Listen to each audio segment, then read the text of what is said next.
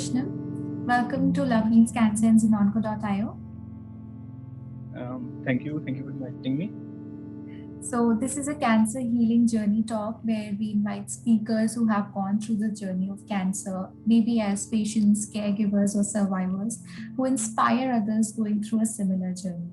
This not only helps with the treatment but also motivates and inspires them when they listen to others' journey. So, thank you again for giving out your time for this. It's an honor to have you with us. So, can you please start talking about your journey and tell us how it all started? Okay. My name is Krishnam, and it all started back in 2017. I completed my engineering back then, but it got extended because of one or two backlog, I guess. And that year, I decided that that's not how I want to see my future. So I started working. So I started preparing for some competitive examinations, and I was able to get a interview call from Indian Army for by clearing CDS exam. And at that time, after securing that call, I decided I should get some medical review done, as there was some problem with my jaw. My teeth were paining back then. So when I went to the dentist, he asked me to get an X-ray done. And after that X-ray, my uncle who lives in Delhi, he asked me to forward that X-ray to him. I forwarded that X-ray to him. He consulted one of his friend who happens to be a very reputed dentist. Then my uncle asked me to move to Delhi to come and visit him. I went over there, and from there he took me to AIMS. And over there, a doctor consulted, and after seeing the scans, there was a CT scan which was asked to be done. And after CT scan, my uncle and doctor were talking, and doctor mentioned tumor, and that's the only word that I picked. So after that, my uncle did not explain anything to me. I was going with him to his home, and I asked him, what was that? So he told that it's a tumor. So I was a little shocked, and I smiled in shock that normally I do not get diagnosed with a problem like fever or things, and suddenly I got diagnosed with cancer, a tumor basically. And after that, I asked my uncle that not to tell this to my father, because back in 2013, my mother passed away because of breast cancer only. So I knew my father will be devastated. And from there on, my journey began. Uh, the thing happened in such a way that after asking my uncle that do not disclose this to my father, I had to undergo various procedure considering MRI and PET scan, all these things without any support from my family, because I cannot tell them. If I would have told them, they would have been devastated and won't be able to cope with it.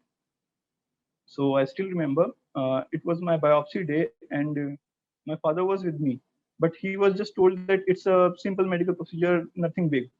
And biopsy was done. It was in June 2018. After that, uh, after that, yeah, my biopsy report came in June, and it mentioned that it is something related to it's a tumor, something related to cancer, but not exact what kind of cancer. So from there, I was asked to get an MRI scan done. I went through it. I was asked to get a PET scan done. I went through it, and this was all happening in AIMS. They took a lot of time to diagnose my problem, mainly from May to July, I guess. That was a time frame in which my problem did not get diagnosed, as the doctor told me that your case is very complicated. Oh, I haven't mentioned my case. It's an osteosarcoma of mandible. There's a bone cancer which happens to be in my jaw. And doctors at AIMS, they told me that it's a very rare kind of case, kind of like one in a million kind of case. So I was the second patient of this problem in AIMS. So on also on an international level, a lot of studies has not been conducted on these cases. And my final biopsy report, it came in the last week of July, and I was lucky enough that doctor gave me an surgery date in August first week. So before 1 week before my surgery, I was sitting with my family. I have a joint family. Okay, then I broke the news to my family that I have cancer, and the good news they started. They got emotional. They started crying, and I told them the good news is it hasn't spread in my body, and I have a surgery date on 6th August, and you have to come with me on that surgery. So the surgery was performed in AIMS, and the surgery was a major one. It took like 10 hours to complete that surgery. They had to operate on my face, on my leg, because they have to remove the part of my jaw. And in order to maintain my aesthetics, they have to take a bone from my leg and Okay. reconstruct my jaw. Okay, so that's how my surgery done. After my surgery, they took the portion out, and after taking that portion, they conducted biopsy on it, and the biopsy revealed that this is not the tumor is still there in the jaw. So doctor told me that you have to undergo another surgery, and it was very frightening for me because the first surgery in itself was very difficult to handle because they had to operate on my face. Um, they had to insert a tube in my from my nose to my stomach in order to feed me, and I was not able to breathe through my nose. They had to they had to cut a section on my neck and insert some kind of pipe or thing like that so that I can breathe through my uh, neck area. And they had to perform all those things again. So I got devastated because of this. That was the first moment when I felt low, and they conducted that second surgery, and after that I went for chemotherapy. Uh, in chemotherapy, it took around 21 chemotherapy sessions in a span of 6 to 8 months, and finally in May and Feb 2019, I was cured of cancer. Though my treatment took like 6 to 8 months to complete, but but the areas they have operated on, like my leg, my face, it required a considerable amount of rehabilitation. So Right. it took me almost another 10 to 15 months to get back in my complete shape. So that Mm. was the whole journey.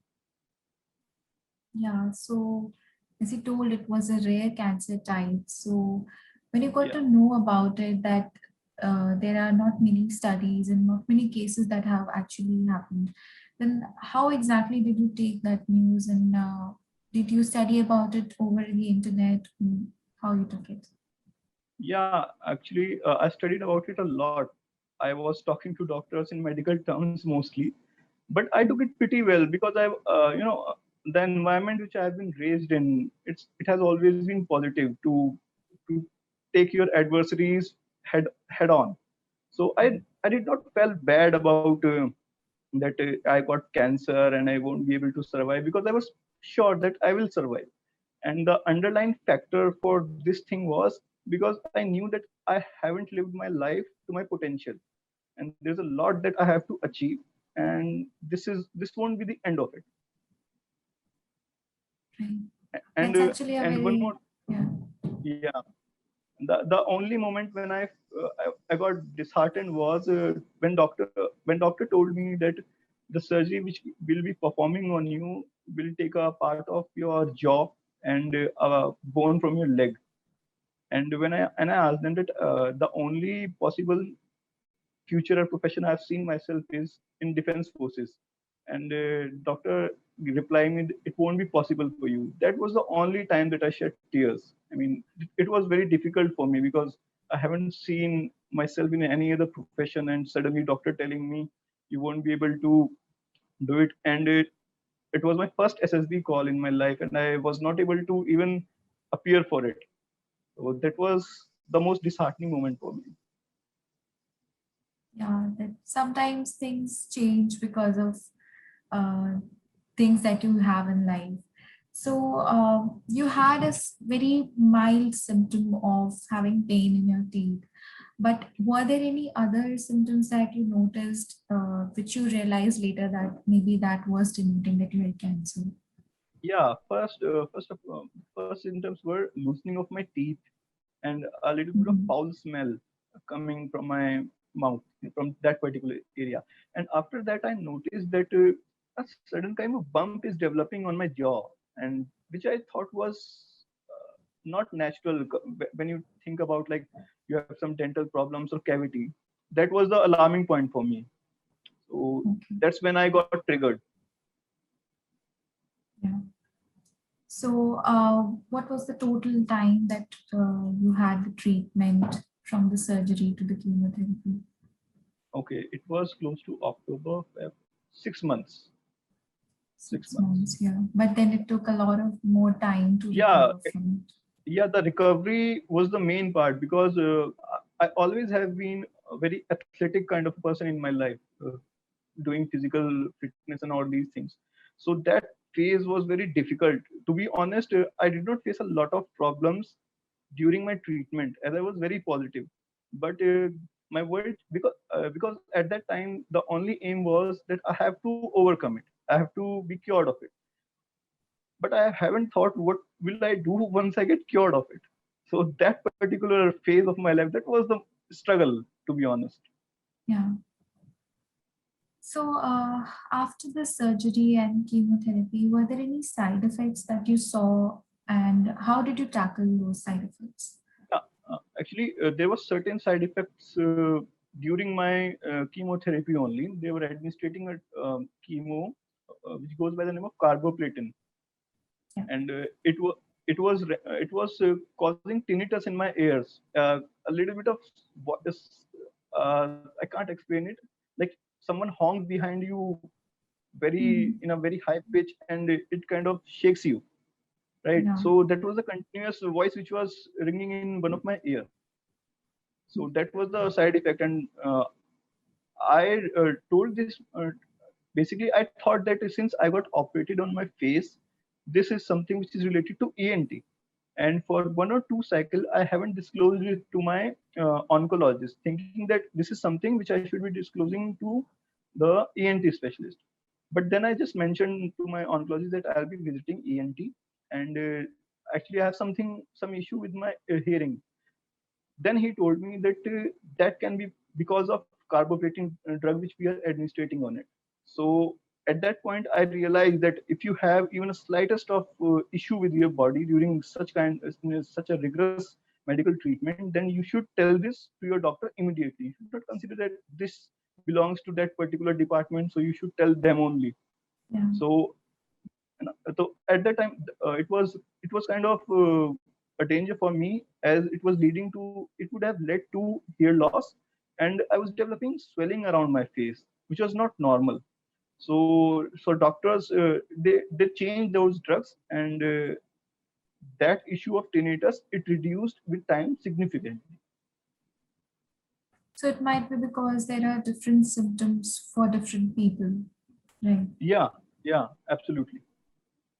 Mhm. So it's actually a very big and shocking news for you too, and you were right in the middle of your career. So, what kind of changes it brought to your life, and how are you dealing with it right now? um, Actually the biggest issue was emotional, surviving emotionally, as every boy is very much connected with his mother, and my mother passed away when I was 19. And during the time of treatment, actually after my mother passed away, I kind of created a wall around me so that no one would enter and understand what's going with me emotionally. During the treatment, I missed her a lot because I rarely used to talk to people. I would tell, because the thing was, when I was undergoing treatment, I knew my family is emotionally very weak. If I will just say that I'm having pain, they won't be. I could not see how will they react, whether they will be understand, they'll call doctor, they'll panic, what will happen. So I had to stay very strong during my even my after my surgery. So the thing was, emotionally people were not available in my life, or you can say that I haven't allowed people to come into my life. I have a elder sister who loves me very much, and even she's married, and I did not let her. I did not tell her how I used to feel. And I have my aunt who took care of me like his eldest son, and she used to ask me what's going on with your life, what are you thinking. I really used to tell people very less what I'm feeling, because of the fact that I did not want them to be in pain, or worry about me. So the emotional part was very difficult, and I really don't know how I coped up with it. I mean, God gave me the strength, because when I see back in the time, I really don't understand how I was able to cope up with all that. And secondly, when you are young and you're ambitious and you're seeing your peers, your close friends, your competitors doing well in every sphere of their life, and you're standing there looking at your WhatsApp with no hairs, no eyebrows, no eyelashes, and just seeing them enjoying their life, that kind of really uh, makes you question why things are happening only to you, why everyone is living a good life. Because I haven't smoked in my life, I haven't ever consumed alcohol in my life. That's when you start asking questions to yourself. That's true. Yeah. But but at the same time, there's one thing which most of us never realize. For example, I was unlucky that I got diagnosed with cancer, but at the same time, I was lucky enough to survive it. So that was the calibration which I did. Okay, I got unlucky there, so I was lucky here. My father spent somewhere around 70 to 80 lakh rupees on my mother's treatment in 2013, and I got my whole treatment got done in AIMS. The same treatment in a private hospital would have costed me around 70 to 80 lakh, and my father would have to sell its assets in order to bear the expenses. So I was unlucky that I got diagnosed with cancer. At the same time, I was lucky enough to get my treatment done in AIMS, and I haven't pressurized my father with the financial aspect of my treatment. So that's how I calibrated with things. And I still remember there was a weakest point in my life when my chemotherapy was at its peak, and I was it was even difficult for me while taking bath to lift a mug of water, and I was in my washroom with a mug of water in my hand, and I was not able to lift it, and my fingers got jammed.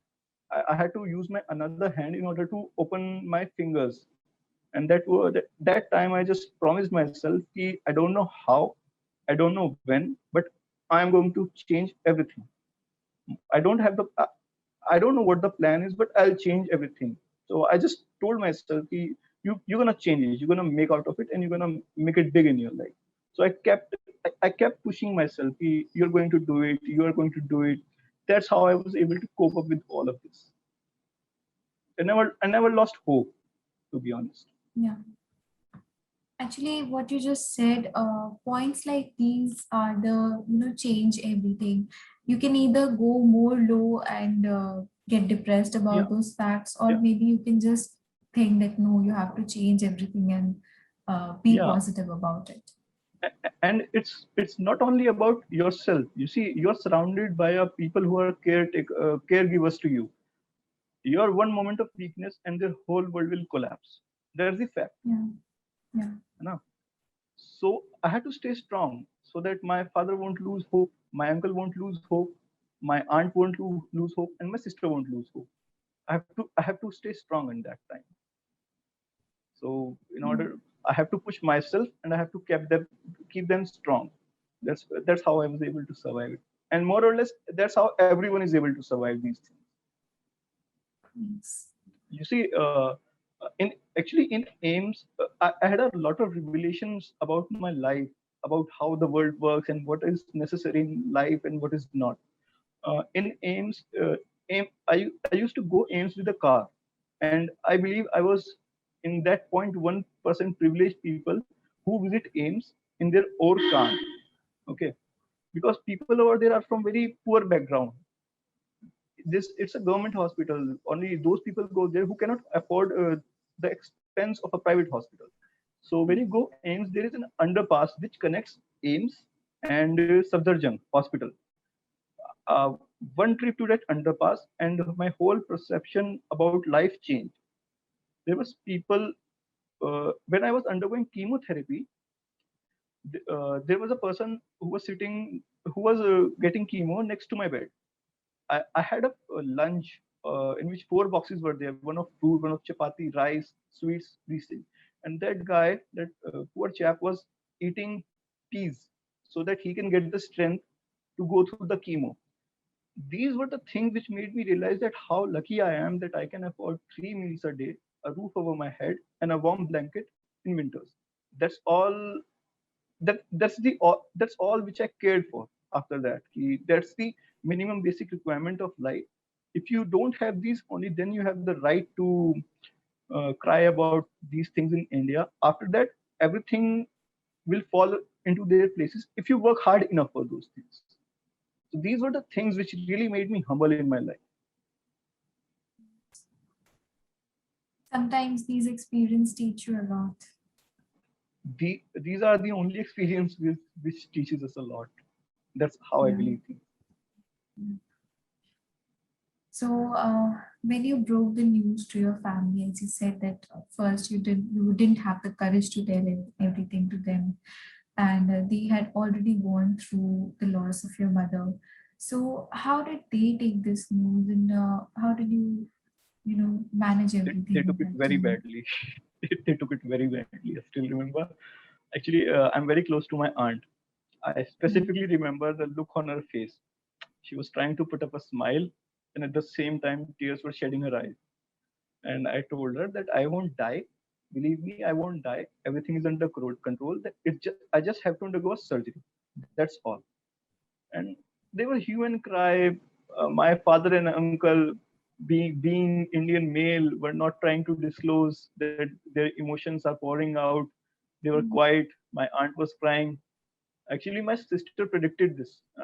My sister kind of inferred this because she asked me to send her a report, and Mm. she went to a doctor with that report, and that doctor told her that it's serious.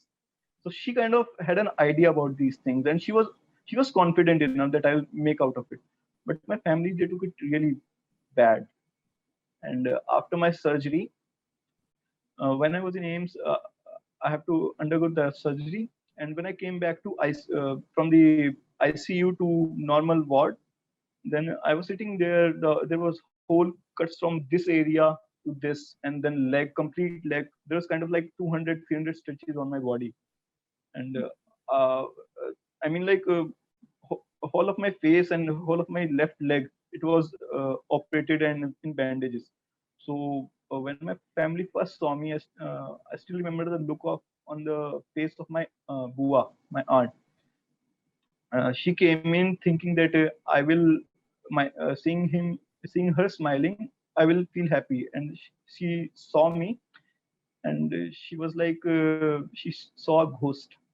And every time they used to come, they used to cry, they used to show that they are strong. But when they used to walk out, they used to talk among themselves and cry that why it is happening to him, and things like that. It was really bad for them. Yeah. It's actually very shocking for the family, and sometimes they're not able to take the news very positively. They're able to not able to manage those news.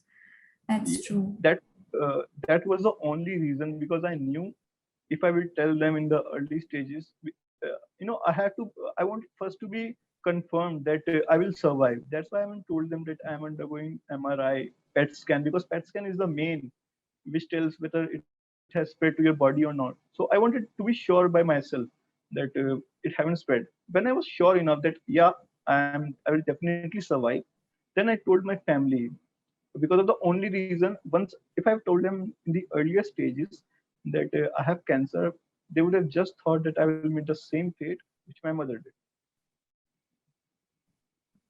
Yeah. But during the point till my diagnosis, my friends also played a very important role. I have got two best friends, multiple best friends, but two are the special one for me, Kushag and Shivam.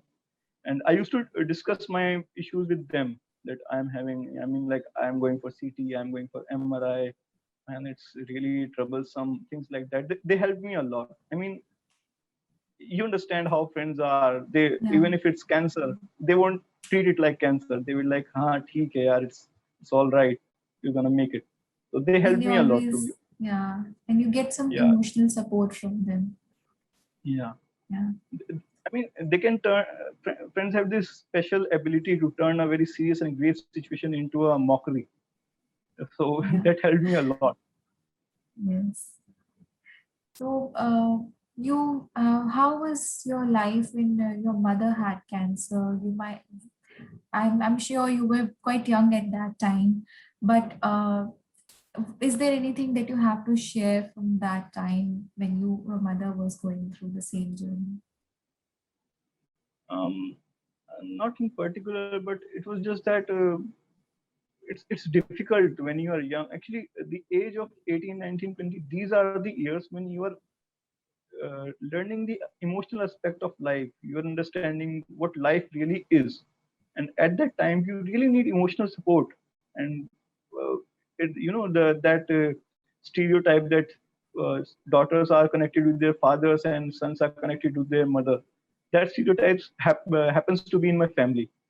So I was extremely connected with my mother. She knew how to handle me.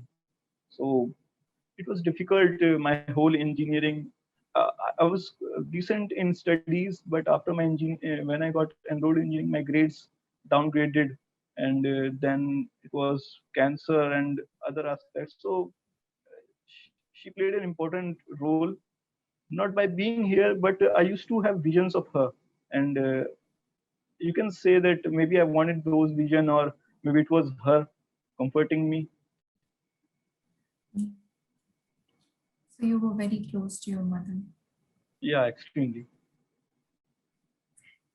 Okay, so many people go through or maybe take help of complementary treatments like Ayurvedic or maybe herbal treatments while they get the cancer treatment as well. They are maybe to handle the side effects. So, did you opt for any Ayurvedic or complementary treatments? No, actually, I was of the view that if you are undergoing a particular stream of treatment, for example, allopathic, then you should stick to allopathic. You should not switch between Mhm. different kind of approaches, because you don't know how your body is going to react. There's a doctor in McLeodganj who is very famous, Dr. Yashin Dorden, if I recall the name right. People advised me to go to him, but I did not went. If I used to have some problem, I used to discuss it with my doctors. And doctor in AIMS, they have a very practical approach towards life, because they see a lot of patients with very different kind of approaches. So if I used to tell them that I'm having pain in my leg, they used to tell me, because you got operated in your leg, that's why you're having pain. It will take 6 months, but you will be fine. Yeah. I did not opt it for any other kind of treatment. I stick to allopathic, and till the point my doctor told me that, yeah, uh, as per the standard procedure, this is the time duration when you should not do this kind of particular physical movement. You should not do it. I stick to their routine. Okay. So you basically followed the main conventional Yeah, treatment that yeah, everyone conventional takes. conventional treatment. Yeah. Until if my doctor would have asked me that you should go for this, then I would have went for that also. But I was completely sticking to what my doctors were saying to me, Mhm. because they are the expert. Yes, definitely. So now that you have healed from cancer, and I believe that you might have already been able to handle the side effects and everything after the treatment. So, what are the lifestyle changes that you have made in your life? Be it your diet, be it your health, anything. Actually, my diet has been normal. I mean, 3 meals a day, one snack, a balanced diet. But there were some significant changes which I made in other aspect of my life. For example, I believe that stress plays a very important part in triggering hormones of your body, and that's a proven fact as well. So during the year 2016-17, I was very stressed, considering my future. My grades were not good, so I was stressed, so that because I did not know what to do. No, will I be placed or not? Will I have a career or not? My friends got placed. How will I do it? How will I do it? So I just happen to manage my stress levels at a more optimum level now. I do not stress about uh, futile things in my life, to be honest. at this point, after going through that much, I do not stress about these things because there is no real output from getting stressed about these things. So that's the only major difference which I have made in my life, that there's no need to take stress of things which are not important for your survival. Okay. And sleeping hours, obviously. Back in the hostel, there was no set routine to sleep and wake up. Now I stick to a routine, be it 11 p.m. to 6 a.m. or be it 2 a.m. to 9 p.m., 9 a.m. So I stick to a particular routine. Okay. So you definitely are following some healthy practices in life now. Yeah. Okay. Yeah. So, being a cancer survivor, what would be your parting message to other people who are listening to this? There would be multiple. First of all, be thankful for what you have in your life. As I said, there are people out there who are undergoing the same treatment, but with very less resources than you have. Very less resources. And secondly, while undergoing a treatment, yes, you are undergoing a lot of physical and mental agony, but at the same time, your caregivers are also undergoing a immense amount of pressure. So if you will overreact, that's going to affect them drastically, because if you will give an option, if you would have given my option to my father back then, that uh, if uh, if if you have to undergo a certain amount of pain, and your father will and your son will be relieved of his cancer, he would have taken it. So your caregivers are loving you to that point, so you have to really understand that your action are going to affect them. So you should not you should control your reactions, be it after surgery or be it after chemo. And thirdly, uh, forgot the third one. That's okay. Both the messages that you gave Yeah. actually are going to help others a lot in handling their Yeah, situation.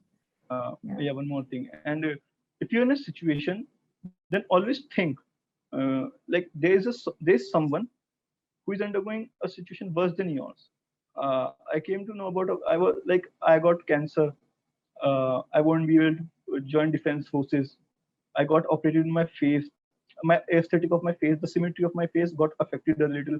But at the same time, there was someone in this world who has undergone cancer, had to cut his limb in the when he first got diagnosed. Then he got diagnosed second time and uh, had to amputate his another leg.